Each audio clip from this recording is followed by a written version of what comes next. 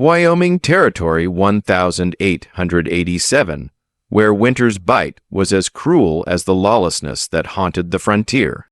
Fresh snow blanketed the rolling plains outside Laramie, pristine white against the darkening evening sky as Jack Keller pulled his duster tighter against the December chill. At 25, Jack had already seen enough violence and loss to harden his heart against what he considered the greatest threat to a man's survival out west. Hope. No sense building what the land's just going to take away, he muttered to himself, his breath forming clouds in the frigid air as he guided his sorrel gelling toward the faint lights of Laramie. 3 years working cattle had taught him that lesson well enough. Men who dreamed of more than survival rarely lasted long. The frontier demanded solitude and strength, not softness. Jack's lean frame carried the wiry strength of a man who'd spent his life in the saddle. His face, despite the weathering of sun and wind, retained a youthful handsomeness beneath a week's worth of light stubble. Deep-set blue eyes had a weariness that belied his years, scanning the horizon out of habit. The revolver at his hip wasn't for show. He'd used it before, and would again if necessary. The cattle drive had ended early this season. Jack had his pay, enough to see him through winter if he was careful. But December stretched long and empty before him. Other cowboys sought warmth in whiskey and willing women, but Jack held himself apart. Getting close meant getting hurt when the inevitable happened. Death, betrayal, or simply the cruel indifference of fate. As darkness fell completely, snow began again in earnest, stinging his face as he approached Laramie's outskirts. He'd need a room for the night before continuing to his small homestead claim. Barely more than a shack 20 miles north. His thoughts drifted to the cold emptiness awaiting him there. This was the first Christmas since his mother's passing back east, leaving him truly alone in the world. The saloon's raucous noise spilled onto the street when Jack pushed through the batwing doors, stomping snow from his boots. Warmth and the mingled scents of whiskey, smoke, and unwashed bodies assaulted his senses. His eyes adjusted to the lamplight as he made his way to the bar, ordering whiskey with a nod. "You came in just in time," the bartender said, sliding the glass across the scarred wood. "Storm's turning into a real monster." Jack took a swallow, the liquor burning a path to his empty stomach. "Need a room for the night. Sorry, Cowboy." "Full up with folks stranded by the storm." The bartender gestured to the crowded room. Town's bursting at the seams with the Christmas festivities and all. Jack cursed under his breath. The thought of riding 20M in a blizzard held little appeal, but neither did sleeping in the livery stable. "You might try the Gallagher place," the bartender offered. "Widow Gallagher takes in boarders now and then, especially in weather like this." Jack had heard of the Gallagher place, a modest boarding house run by a widow and her daughter on the edge of town. He'd avoided such domesticity before, preferring the anonymity of saloons and trail camps. But the howl of the wind outside made his decision. "Where can I find it?" he asked, draining his glass. The snow was falling in blinding sheets when Jack led his horse down the darkened side street.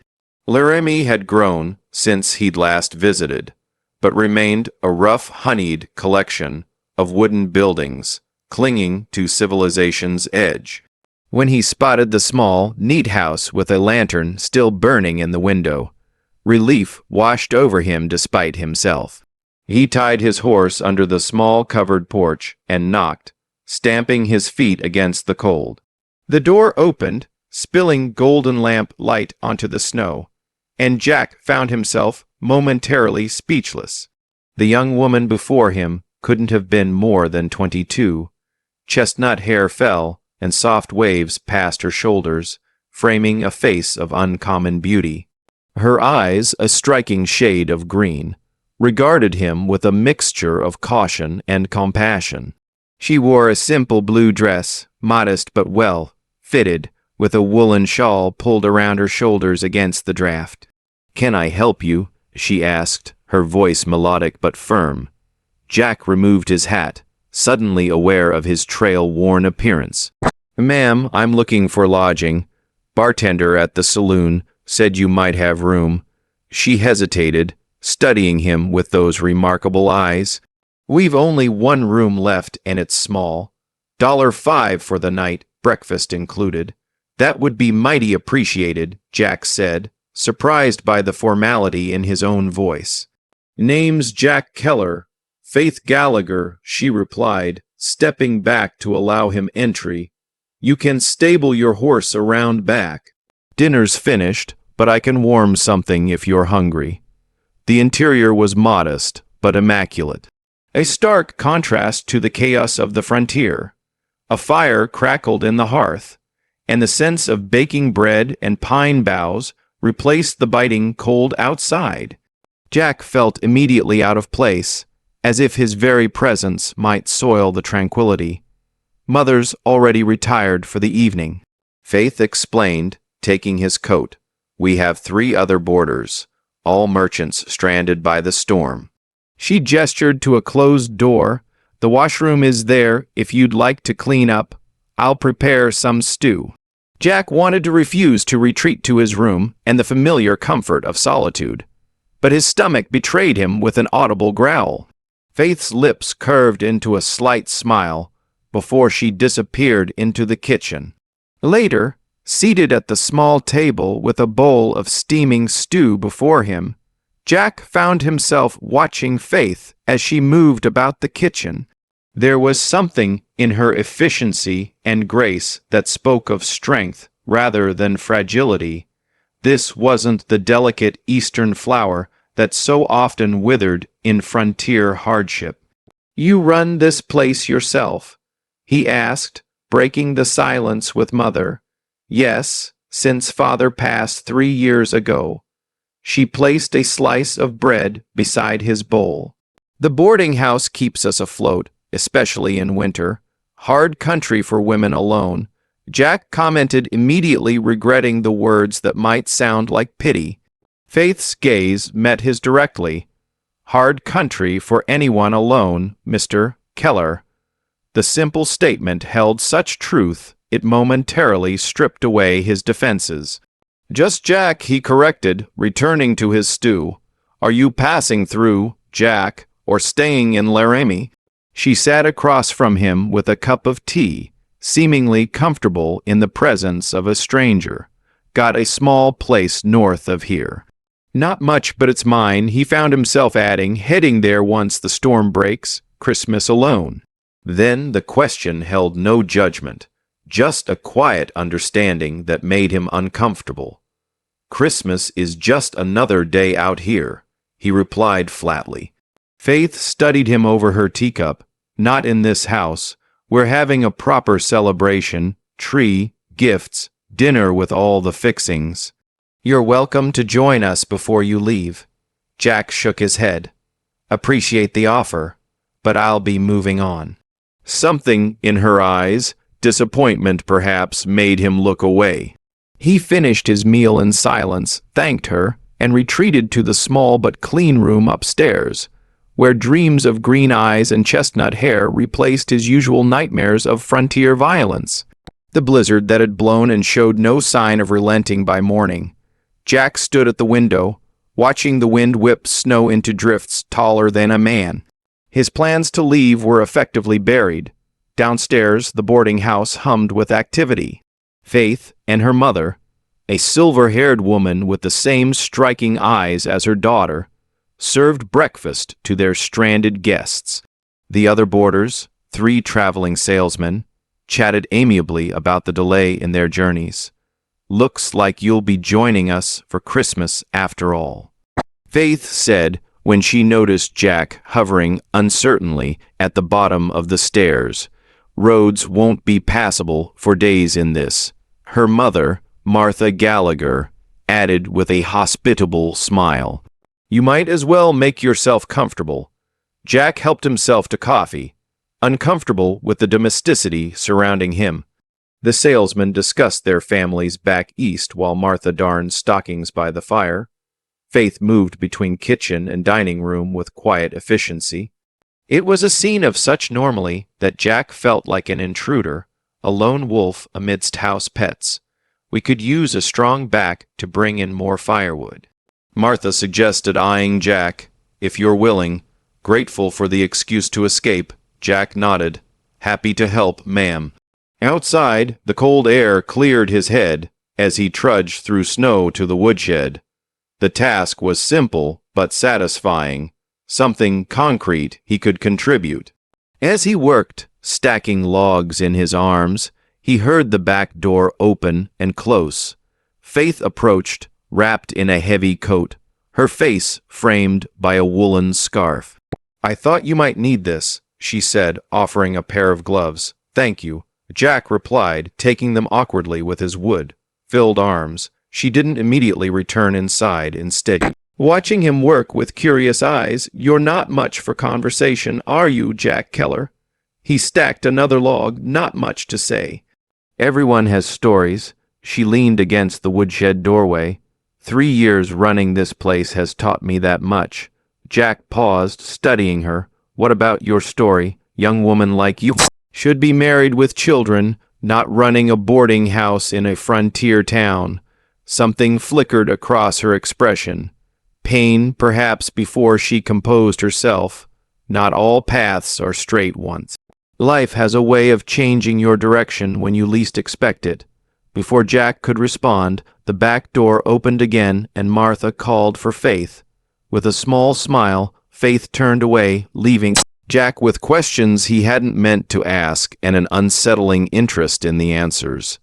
That evening, after dinner, Jack found himself drawn into the small parlor where Faith played carols on a slightly out-of-tune piano. The other boarders sang along, their voices creating a warmth that seemed to push back the howling storm outside. Jack remained silent, but something in the simple joy of the moment reached past his carefully constructed barriers.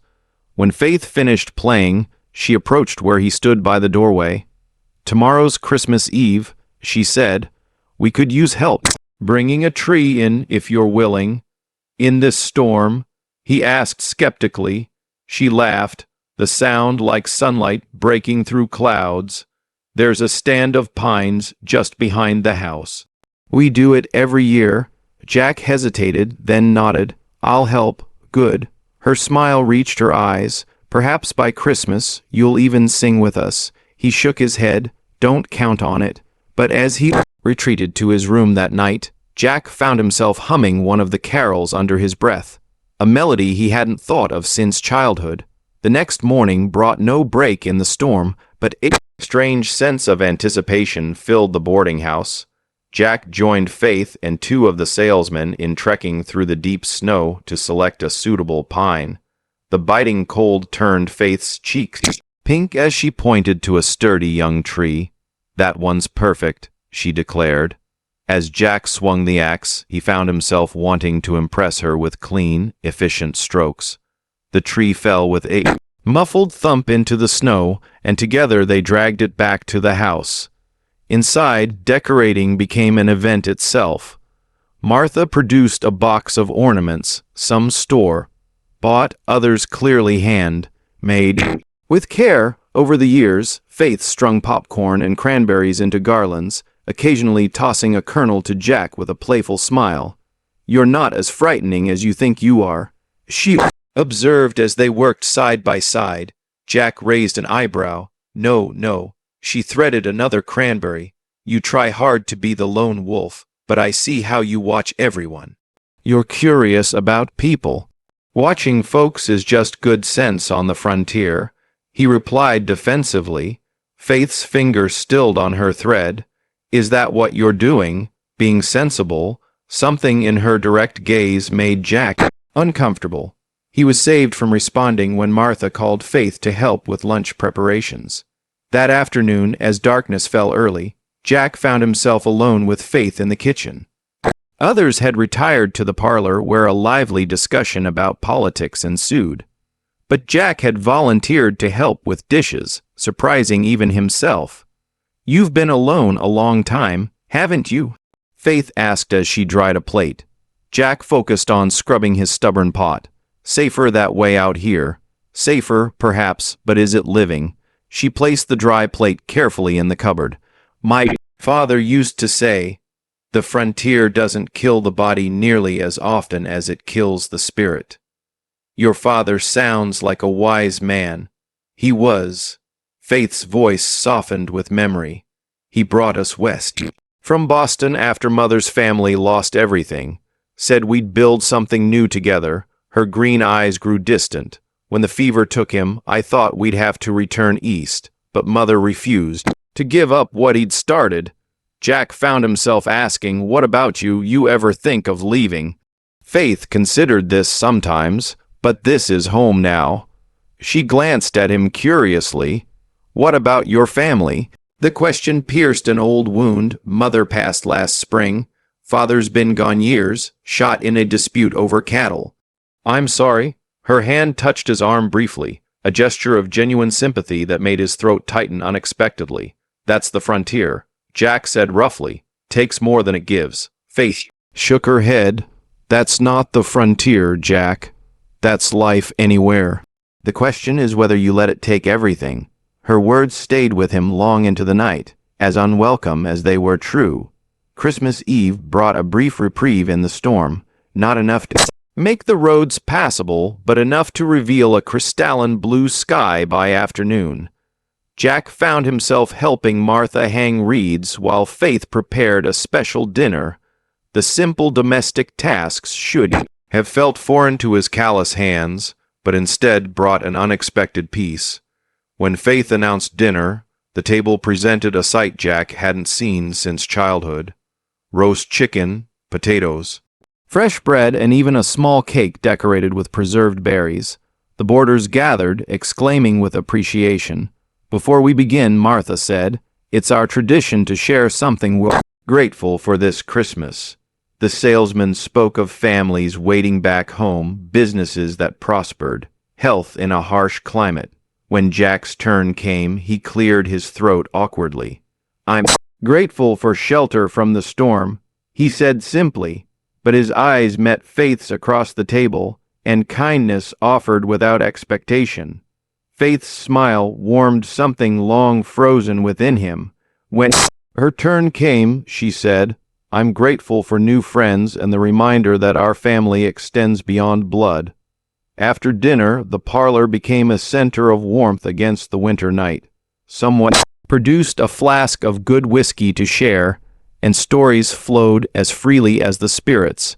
Jack found himself drawn into conversation, sharing carefully edited tales of cattle drives and the characters he'd met along the trail. Later, as the others began retiring for the night, Faith approached where Jack stood by the window, watching stars emerge in the clearing sky.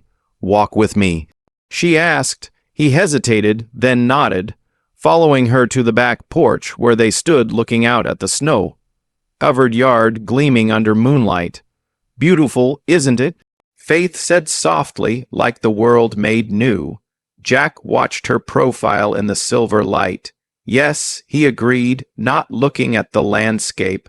"Will you really leave as soon as the road's clear?" she asked, turning to face him. "Got nowhere else to be."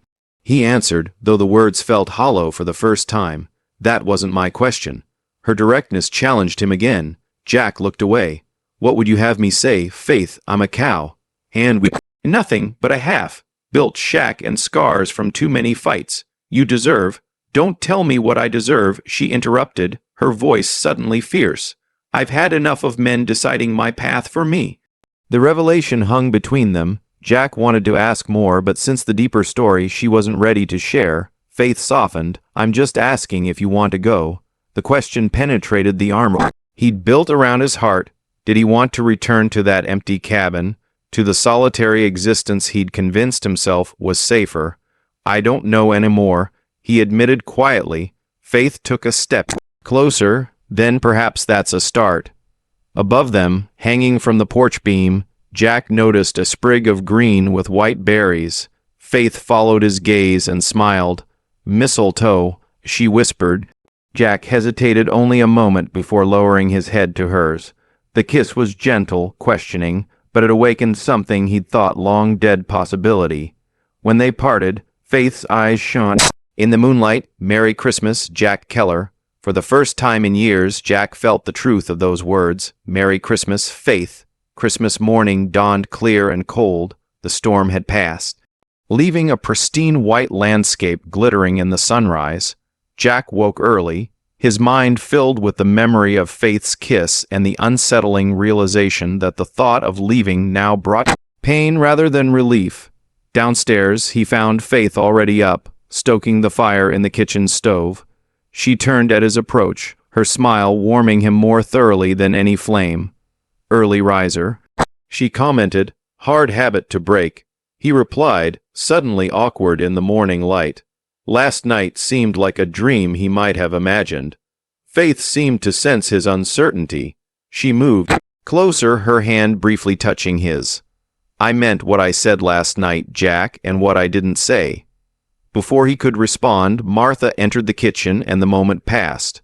Soon the house filled with the sounds of Christmas morning.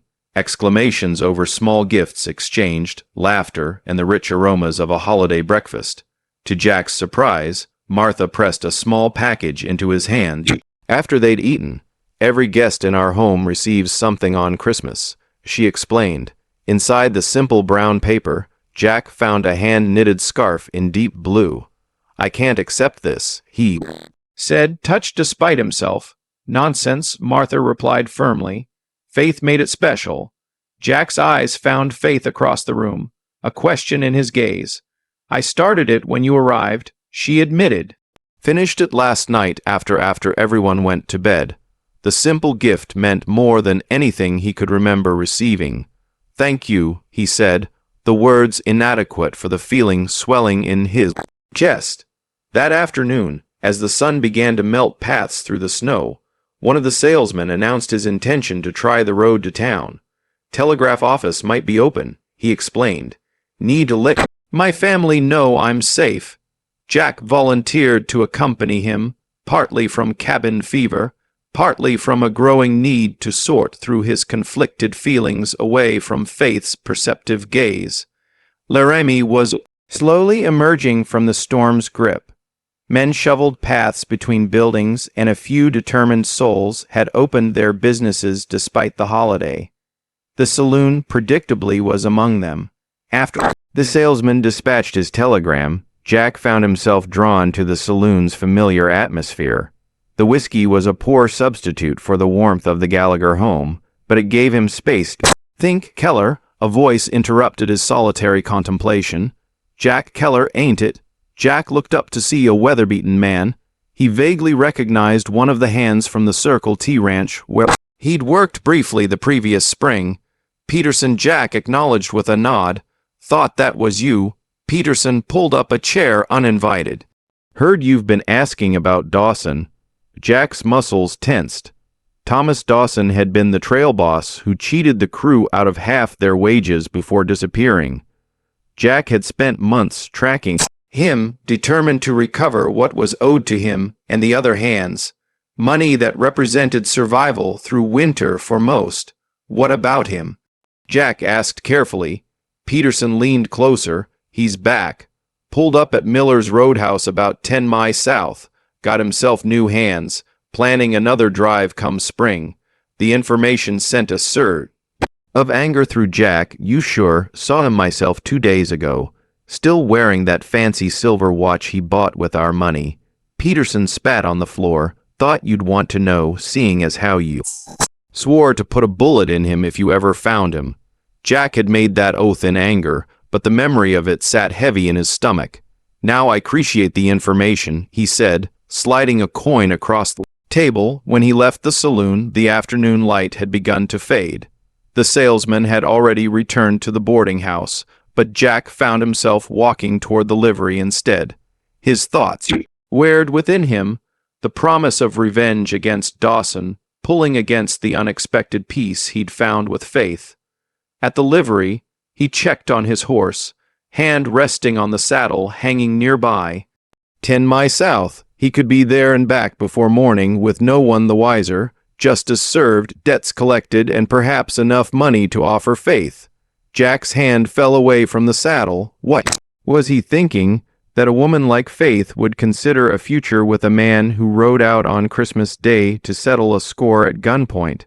But the thought of Dawson prospering while honest men struggled not at him. The man had stolen more than money. He'd stolen security, dreams, futures from the men who trusted him.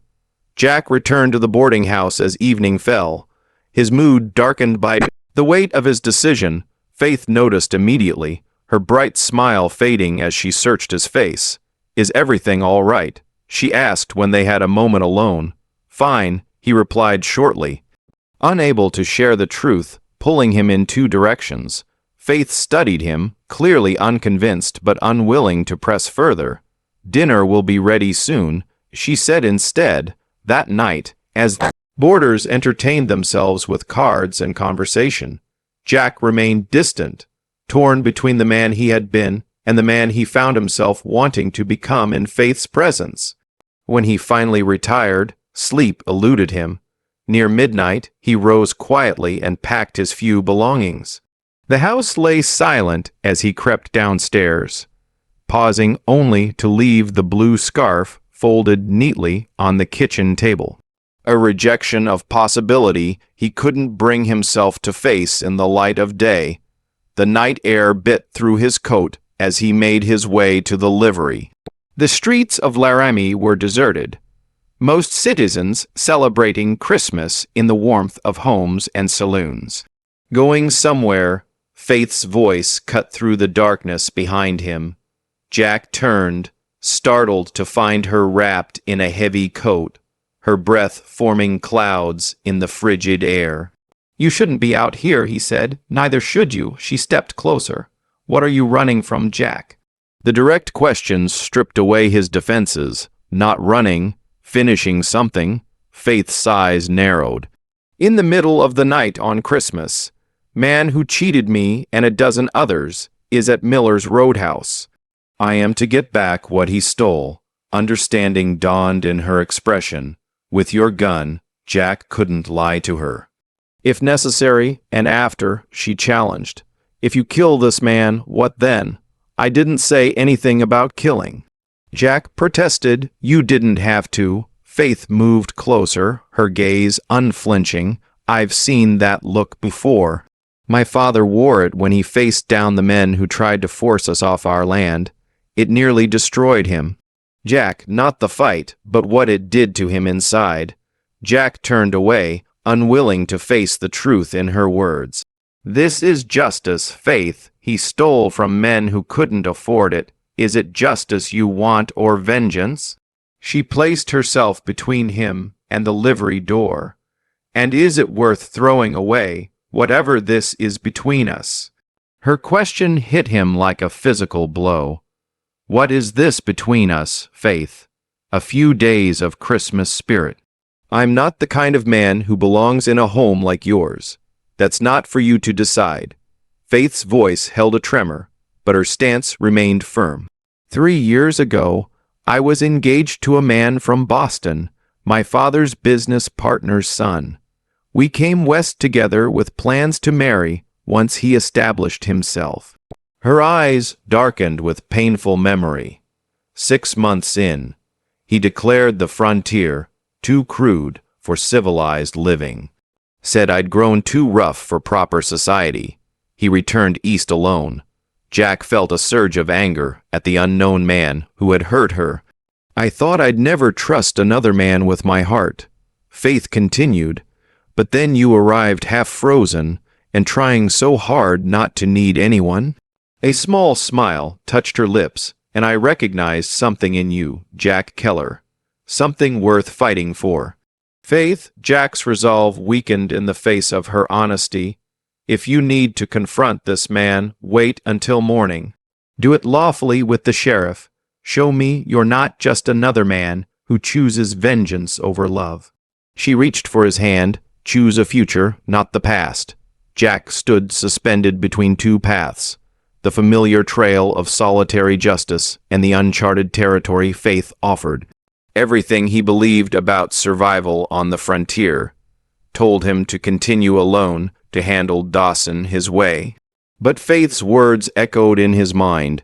Choose a future, not the past. Come back inside. Faith whispered.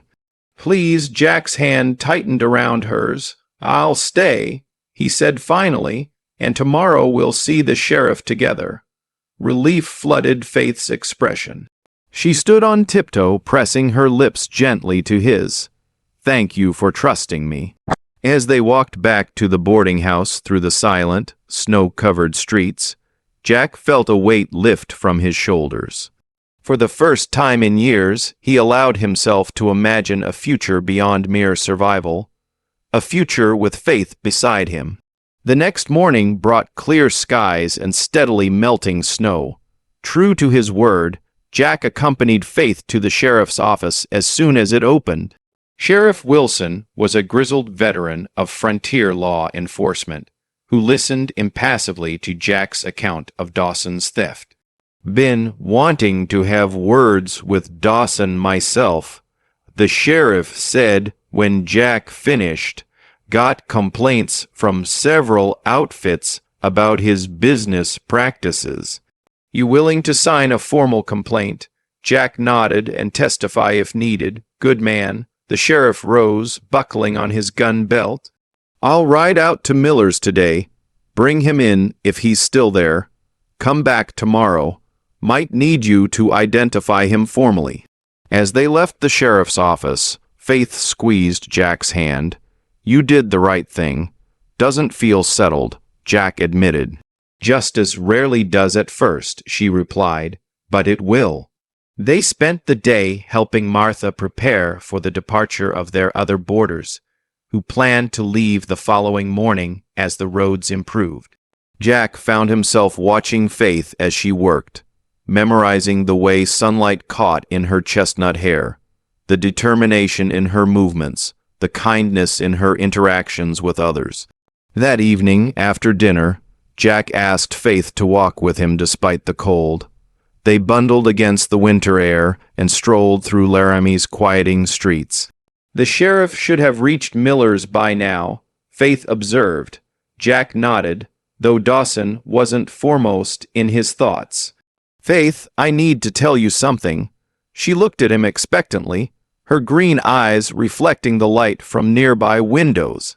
I've spent years believing the frontier's no place for anything but survival, he began carefully. That getting attached to anyone or anything just gives fate more ways to hurt you. He stopped walking, turning to face her fully. But these past days with you, you've shown me there's more to living than just surviving. Faith's expression softened. Jack, let me finish, he said gently. I've got that homestead north of here. It's not much, just a cabin and 40 acres, but it could be something with work, with a future. Hope dawned in Faith's eyes. What are you asking me, Jack Keller? I'm asking if you might consider visiting that homestead sometime, seeing if it could ever be enough for a woman like you. Jack's heart hammered in his chest and used to such vulnerability. I'm asking for a chance to court you properly, Faith Gallagher. Faith's smile bloomed like sunrise on the plains. I'd like that very much. Their kiss beneath the star-filled sky sealed a promise neither had expected when the blizzard first brought them together. The next morning, Jack accompanied Faith to the general store for supplies. As they walked back toward the boarding house, a commotion near the sheriff's office caught their attention. Sheriff Wilson had returned with Thomas Dawson in custody, hands bound behind his back. Keller, the sheriff called when he spotted Jack.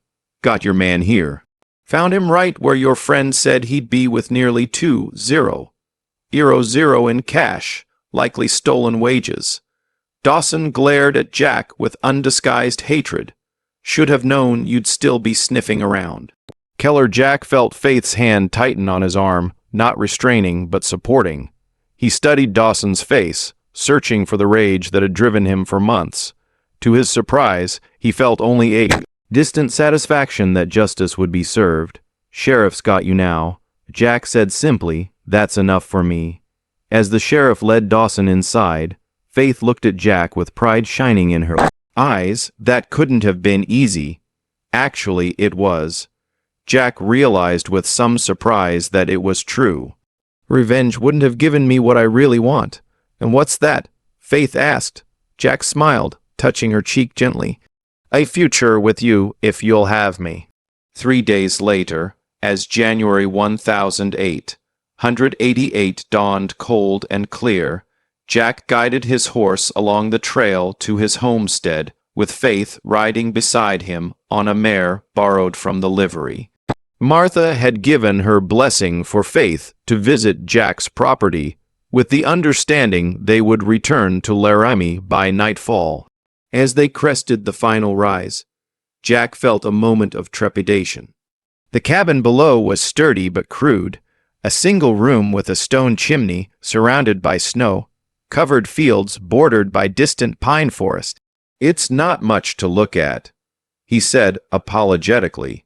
Faith surveyed the landscape, her eyes taking in the sweeping view of the Wyoming plains stretching toward distant mountains. "It's beautiful, Jack." They dismounted, and Jack led her inside.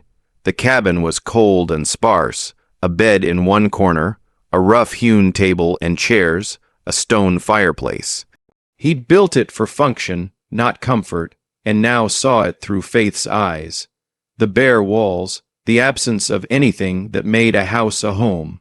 To his surprise, Faith walked the small space with interest rather than disappointment. "Good bones," she commented, running her hand along a well-constructed shelf. "You built this yourself?" Jack nodded, watching her nervously. Faith stopped at the window, looking out at the land beyond. "How many acres did you say?" "4 water rights to the creek that runs along the north boundary." Jack moved to stand beside her. "Could run a small herd, maybe 30 head, enough to start." Faith turned to him, her expression thoughtful. "It would need curtains and proper furniture. A garden come spring." Hope bloomed in Jack's chest. "You think it has potential then?" "I think," Faith said, reaching for his hand, "that with love and work, it could be everything we need." Jack drew her closer. "I've been thinking about what you said about choosing a future. I want that future, Faith, with you." Faith's smile illuminated the humble cabin. "Are you asking what I think you're asking?" "Jack Keller." Jack took a deep breath. "I know it's fast. We've known each other barely 2 weeks, but I've never been more certain of anything." He held both her hands in his. "Faith Gallagher, will you marry me? Not right away. We can wait. Court properly if that's what you want, but I need you to know that's where my heart is heading." Tears shimmered in Faith's green eyes. "My heart has been heading there since Christmas Eve under the mistletoe." She squeezed his hands. "Yes, Jack. Yes, I'll marry you. Though perhaps we should wait until spring. Give Mother time to adjust to the idea." Jack lifted her into his arms, joy unlike anything he'd known surging through him.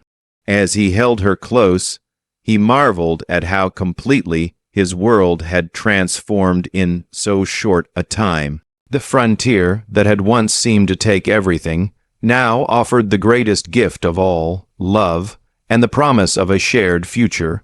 By late April, the Wyoming landscape had transformed from winter white to the first tender greens of spring. The Gallagher boarding house overflowed with flowers, ribbons, and the excited chatter of wishers gathered for a wedding few had predicted just months ago. Jack stood before the small church in Laramie, wearing a new suit that still felt stiff and unfamiliar. Beside him, the circuit riding preacher offered words of encouragement as they awaited the bride's arrival. The past months had seen changes Jack could scarcely have imagined at Christmas. With Faith's encouragement, he'd used his savings to purchase 20 head of cattle instead of the planned 10. Martha had introduced him to the banker who'd known Faith's father, resulting in a small loan to expand the cabin into a proper 2-bedroom home with a front porch where Faith insisted they would. watch summer sunsets together. 3 times weekly, Jack had ridden into Laramie to court Faith properly, bringing wild flowers when they began to bloom, helping with repairs around the boarding house, and slowly earning Martha's trust and blessing. Now, as the church door opened and Faith appeared on her mother's arm, Jack felt his heart swell with a love he'd once believed impossible on the frontier. Her dress, a creation of ivory silk and lace she'd worked on through the winter evenings, complemented her radiant beauty. Her chestnut hair was adorned with spring blossoms, and her green eyes never left his as she walked toward their future together. When they exchanged vows before the assembled townspeople, many of whom had witnessed their Christmas meeting, Jack's voice remained steady with the certainty of his commitment. I, Jack Keller, take you, Faith Gallagher, to be my lawfully wedded wife, to have and to hold from this day forward, for better, for worse, for richer, for poorer, in sickness and in health, until death do us part. Faith's answering vows carried the same certainty, her voice clear and true in the sunlit church. After the ceremony, Martha embraced them both, tears shining in eyes so like her daughter's. Your father would be proud, she told Faith, and he would have approved of Jack. The celebration continued at the boarding house where tables groaned with food contributed by neighbors and friends. Jack found himself surrounded by people who had become, almost without his noticing, a community he belonged to rather than merely existed alongside. As evening approached, Jack helped Faith in the wagon that would carry them to their homestead, now their home together. Martha would join them in a few months, once they'd completed the final additions to the cabin and built the small guest house Jack had designed for her. Ready, Mrs. Keller? Jack asked, taking up the reins. Faith smiled out, shone the setting sun. I've been ready since Christmas, Mr. Keller. As they drove away from Laramie toward the rolling plains and their waiting homestead, Jack marveled at how completely his understanding of frontier life had transformed. What he had once seen as a harsh land that only took, he now recognized as a place of possibility, where a Christmas blizzard could deliver not just hardship, but the greatest blessing of his life. The frontier hadn't changed, but Jack had. In Faith's love, he had found not just a bride, but a partner for whatever challenges lay ahead, and the profound understanding that even in the Wild West, a heart open to love was stronger than a heart closed in self-protection. As their homestead came into view, bathed in the golden light of sunset, Jack knew with absolute certainty that this Christmas bride was the beginning, not the end, of their frontier story together.